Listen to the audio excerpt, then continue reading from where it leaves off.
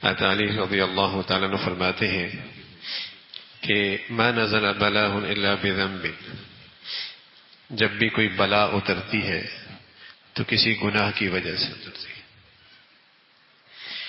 اور کوئی بلا ٹلتی ہے تو توبہ سے ٹلتی ہے۔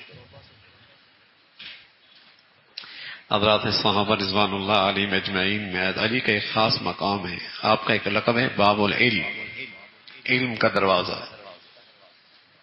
علم کا دروازہ۔ یہ وہ خوش نصیب صحابی ہیں جو بچپن ہی سے اللہ کے نبی کی صحبت میں رہے،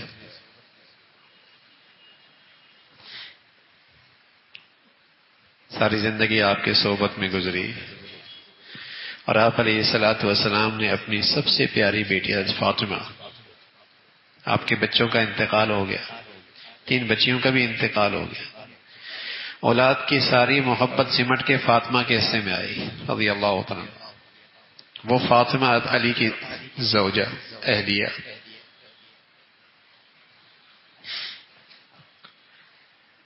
تو حضرت علی فرمانے لگے رضی اللہ تعالی عنہ، ما نتنا بلاء الا بذنب، کہنے والا کون ہے اس سے بات کی اہمیت بڑھ جاتی ہے، کہنے والا کون ہے اس سے بات کی عظمت بڑھ جاتی ہے، کہنے والا کون ہے اس سے بات کا اعتماد بڑھ جاتا ہے۔ تو یہاں باب العلم، اللہ کے نبی صلی اللہ علیہ وسلم کے داماد، جنہوں نے ساری زندگی حضور کی صحبت میں، حضور کے گھر میں پرورش پائی،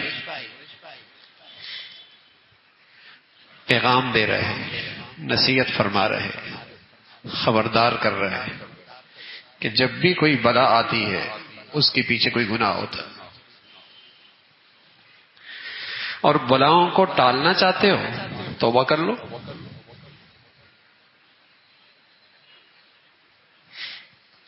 بلا کا اپنا ایک اثر ہے، ایک ہے نا بیماری، ایک ہوتی ہے بیماری، ایک ہوتی ہے آزمائش۔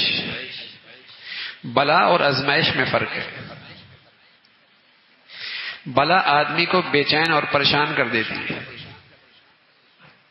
بلا آدمی کو دکھی اور غم زدہ کر دیتی ہے، بلا آدمی کو اللہ سے اور دور کر دیتی ہے، اور آزمائش اس میں رحمت بھی ہو سکتی ہے، اس میں اللہ کی مہربانی بھی ہو سکتی ہے، اس میں اللہ کا کرم بھی ہو سکتا ہے۔ اس کی نشانی کیا ہے؟ اس کی نشانی یہ ہے کہ یہ اللہ کے سامنے اور گڑ گڑانے لگ جاتا ہے، یہ اللہ تعالیٰ کے اور قریب ہو جاتا ہے، اور دل سکون میں ہوتا ہے، دل سکون میں ہوتا ہے، دل کو ایک اطمینان نصیب ہوتا ہے۔ یہ آزمائش ہے، یہ رحمت ہے۔ بلا ہے، مصیبت ہے، عذاب ہے، دل بے چین، دل پریشان ہے، دل دکھی ہو گیا ہے، دل غم زدہ ہے، مایوس ہو گیا ہے، ڈپریشن میں چلا گیا ہے، یہ بلا ہے، یہ بلا ہے، یہ گناہ کی وجہ سے ہوتا ہے۔ آزمائش نیکوں پر بھی آتی ہے، ولیوں پر بھی آتی ہے، بھائی نبیوں پر بھی آتی ہے۔ اللہ کا قرب ملتا ہے، اللہ کی رحمت ہوتی ہے، اللہ کا پیار مل جاتا ہے، اللہ کے ہاں اور درجہ بلند ہو جاتا ہے۔ اس کی علامت کیا ہے؟ دل مطمئن ہوتا ہے،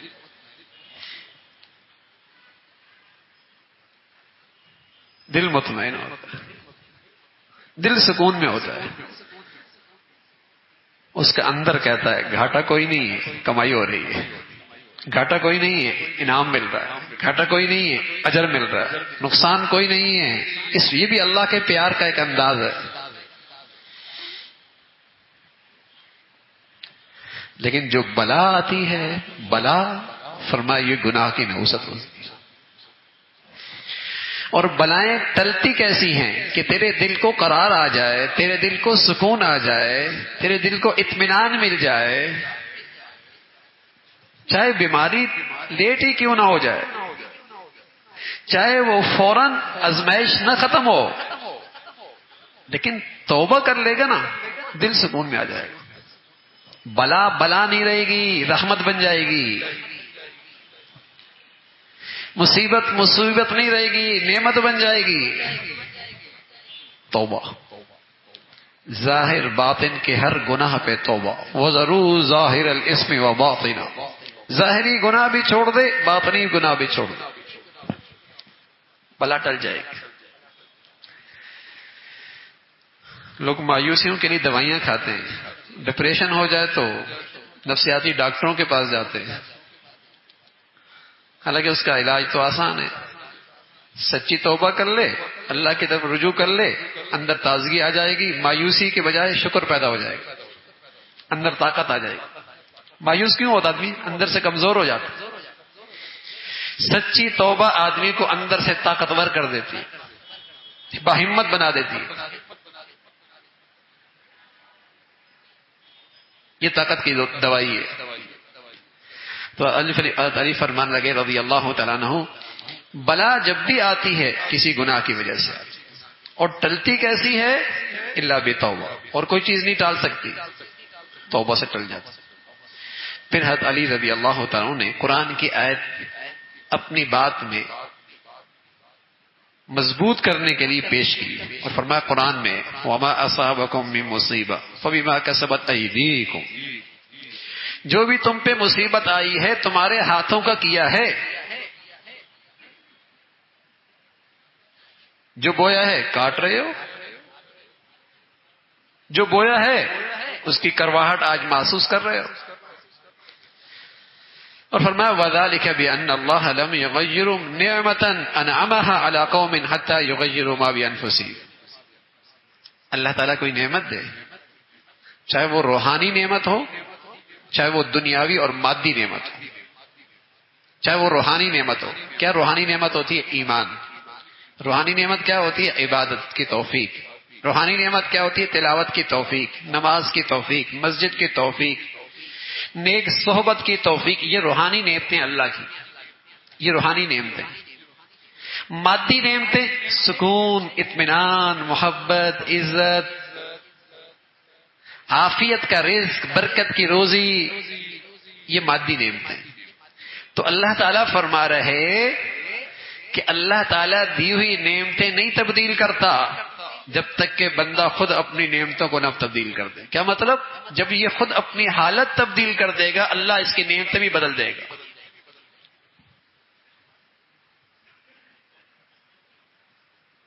کیا مطلب؟ پہلے یہ اللہ کی اطاعت کرتا تھا، شکر کیا کرتا تھا، اللہ کو راضی کرنے کے اسباب اختیار کرتا تھا، یہ کیا کرتا تھا. تو اللہ رب العزت نے اسے روحانی ظاہری مادی نعمتیں بھی دے رکھی تھی. فَإِذَا غَيَّرَ عَلَيْهِ. لیکن جب اس نے شکر چھوڑ دیا، اطاعت چھوڑ دی، فرما برداری چھوڑ دی، اللہ نے بھی اس کی حالات تبدیل کر دی. جزاء وفاقا، برابر کا بدلہ دیا.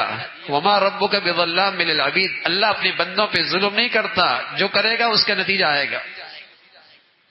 ضابطہ بتا دیا اللہ بھی نے،